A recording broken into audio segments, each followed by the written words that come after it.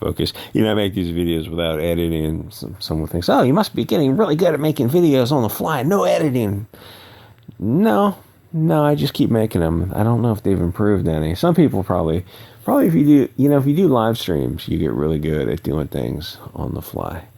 Anyway, this what a challenge it is to get through some of these topics of hashtag protect trans kids. Well, I'll get to that in just a second. So click the links for Odyssey, Bit Chute, Telegram, and Sport Channel, the various other links. Telegram's a great way to keep in touch. You might need a burner phone number for that, but it's worth it. Telegram and Odyssey are kind of the paths forward. So Andrew Wheeler, who looks like the EVS drawing of a soy boy, like they don't have a full smile. They just have that straight line, the kind of the tight-lipped thing and the furrowed brow, as if back in the old days it was, well, there's nothing to smile about in Trump's America, am I right? It's like, yeah, but it's not Trump's America anymore, sir. It's, I don't know who's in office now, like dementia patient. Blowjob Kamala. It's like, what an effective presidency you have. When you look at the vice president, you think like, oh my God, we've got to keep this guy alive because the line of succession is even worse. So Andrew Wheeler says, you are empowering far-right forces that endanger all women and queer people with misleading and hateful rhetoric. It's not too late for you to walk back from the dark path you found yourself on. Please listen to the people who are asking you to lead with love. All right, well, that's, kind of a nonsensical statement. The statement really kind of set him. So red flags for me, buddy, so when I spend the time you might have used crafting a scathing retort, reflect, blah, blah, blah. Culture. Yeah, the right is fomenting these culture wars? Are you serious about that, Mr. Wheeler? Love and light. Protect trans kids. That last little bit, protect trans kids, is kind of a weird statement that the more I think about it, the deeper a statement it is. Because it does a lot of things. A groomer says what? Yeah, it sends up a lot of red flags when you say protect trans kids, because it validates the concept, and it also sexualizes kids. And even if they go, I know they try to talk around this, and like, well, heterosexual relationships are shown in films all the time. It's not sexualizing. But you're specifically taking something that is not normal. I don't mean normal as some kind of moral cause. I mean, it's not the standard and practices of human evolutionary behavior. And this is a different type of sexuality, and you're bringing it to the forefront, and you're an adult with a bunch of other adults who are talking about kids and sexuality. I mean, it's just a lot of red flags when somebody focuses on kids and kids' sexual preference. It's pretty rare. Or sexual identity, because I guess technically trans could be whatever. Yeah, so you're an adult focusing on kids. That's, Oh, and I also want to say that Nirvana doesn't stand the test of time. So that's my hot take for the day. So from Vaush and Andy Wheeler and Netflix, those wacky French. It's an Israeli African director and producer. It's just, you're blaming, it's filmed within the geography of France, but no, there's no French people who are pulling the trigger on that. Put the credit or blame where it is deserved. So these people are really obsessed with kids. Why do these left-wing guys always look so gross and creepy? And I'm not talking about Andrew Wheeler. He just looks like your average person who, I don't know, I want to say has a date with destiny sort of thing. Like when you see some people, when you see comedians, and there's a dark core to a lot of comedians, and you see a lot of people in various movements who you see that same dark core in. How do I say this on YouTube for the algorithm? I guess I can't, but I think you know what I'm talking about. A day with destiny. It's like, you don't have to go down this path if you don't want to. It's like you can turn things around.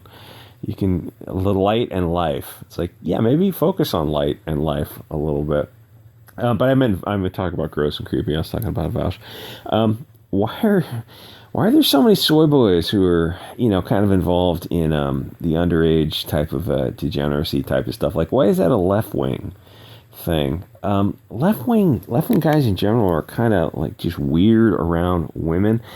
They think like women owe them something. Like, I'm a good ally. I went on some kind of march or something. Now reward me with a blowjob, which, if that's how it works on the left, then I guess I could probably go on a march if there's some good looking left wing chicks who are just tossing out free blowjobs.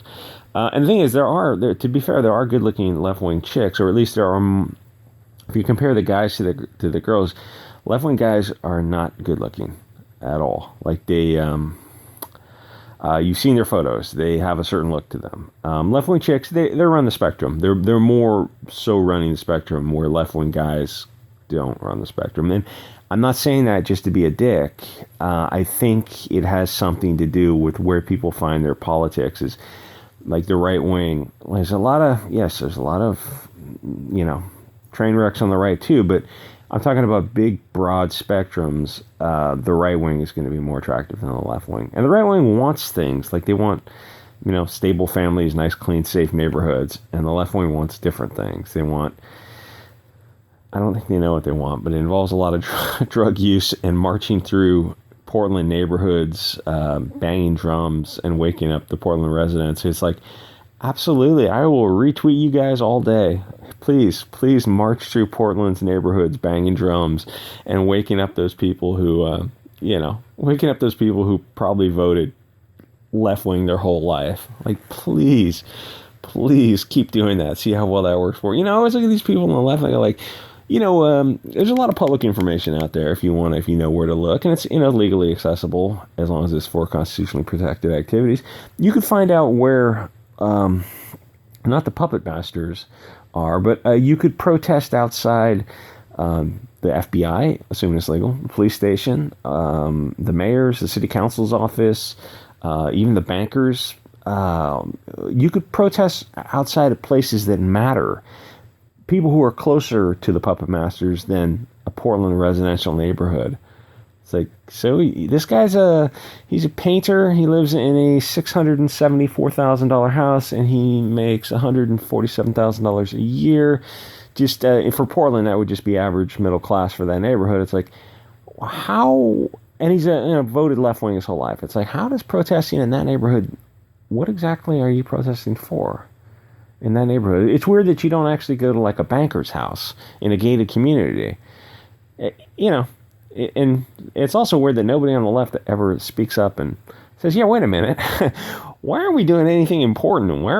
There's FBI local offices if you want to protest outside of those things. I'm not encouraging any illegal activity, but, assuming it was constitutionally protected activity, it's like, why don't you protest somewhere that matters? We're in a Portland neighborhood. It feels like we're doing something completely pointless and just wasting our time. Are we being manipulated? It's possible, always look for manipulation, even when it's coming from what you think is your side. The sad thing about this guy is he's in his 20s and he's like 50 pounds overweight.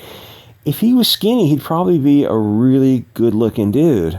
And when I see people in their 20s and 30s who were 50 pounds overweight, I'm like, holy shit, man, save that to your 50s or 60s if you want to eat yourself to a heart attack or a stroke. But when you're in your 20s and 30s, you should be lean and mean and having just nonstop sex multiple times a night, every night, at least when you're in your 20s. I mean, you should be wearing that bed out, having fun. Sorry to be graphic, but you're only young once. Use it. You're going to lose it one day, have a lot of fun with it. You should be out hiking and jogging and doing all kinds of activities. When I see people who are like in front of these computer screens and they're 200 pounds when they should be 180 pounds, fit and lean, like you're going down the wrong pathway here. So anyway, left-wing soy boys are kind of invisible to left-wing girls. Very few people find soy boys attractive. Even soy boys seem to hate soy boys, and I don't know about the LGBT community. Like if you're that bald-headed, bearded soy boy, like the Joe Glass types, are you attracted to other bald-headed, bearded soy boys? Are you looking for, I don't know, like squirrels and muskrats and beavers or something? I saw that Sunny Philadelphia episode, so I consider myself a expert. Soyboys also really hate it when POCs and women get off the plantation. If they start thinking for themselves, suddenly they become, this is a threat to our democracy. I feel like you guys are just parroting words without ever really thinking about them. So the thing that is coming down with the JK Rowling situation is this concept of boundaries, and men and women should have their own boundaries. Men need safe spaces away from women, and women need the same. And usually people look at those things like bathrooms and changing rooms and such things like that. And that concept of you draw a circle around yourself and you go, this is us, and you're on the other side of us. And for this situation, we need to just be with us, and you're not welcome in this space because it's just for a certain group. It's for a certain use and purpose. And that is a real problem for the modern globalist BLT movement, because you're like, oh no, we're all things to all people. We're the shifting, the shape-shifting cloak of many colors of Sorion, type of thing. And you kind of come down to this hard binary, like, yeah, we don't want men and women in the same like bathrooms and changing rooms. We want our own safe spaces. And it's a yes or no because they want to be there. And so what do you do with that? You have a lot of people on the left who are at that kind of, they have to, there's always this unity and strength. So the left doesn't want to divide over this issue of, mixed sexes in certain spaces, but it's a hard division. And like, I think most people would not support it, even on the left. Most people would say, like, yeah, we're not going to support this. Why don't we just do biological, have bathrooms and changing rooms by your biological sex? It's not by gender. It's by biological sex. That would just kind of be the easiest. That is a firm binary. So, like, for the left would be better to cut their losses on this issue and say, okay, we're going to just let this one go for a decade until the cultural window shifts a little bit further to the left, and then re-examine it. But they're not. They're fighting it. So they're kind of causing this division between the TERFs and the TRAs or something. It's, at some point, the left has to, like, are there any adults on the left who are willing to raise their hand and say, yeah, listen, this is too much. We want women to be safe away from men, biological men. It's like, yes, I know you may identify as whatever you want, but, honestly, if you just wait for 10 years, you'll probably have unisex everything, unisex sports teams, which I totally support. That would be freaking awesome. Like, with the division with sports, why don't you just have open competitions? Men and women just compete for the same team. There's no female divisions anymore. It's just the team. No sexual divisions at all. So you compete for, basketball team in high school. Well, I mean, to be fair, what's going to happen is you're a basketball team in high school. Freshman year, you're going to have 90% guys because there are going to be some tall girls. By senior year, it's going to be 100% guys, and then through college and professional sports, it's going to be 100% guys. But it would be fair and equal because it would be an open competition, and you could do that for the Olympics too. No more sexual divisions, no more sexual divisions for college scholarships. It's just you just open it up, and the best of the best goes to compete, and they're the ones who get the scholarships. And yes, as a consequence, biological males are going to be winning all those things, but that is keeping things fair. Right? I mean, isn't that the left wants? I mean, accelerate it is what I'm saying. Accelerate it as much as you can and see what happens. Anyway, this is such a tricky issue to go through because there's a lot of algorithmically hot topics for YouTube. But anyway, like, comment, subscribe. I'll see you guys on the next episode.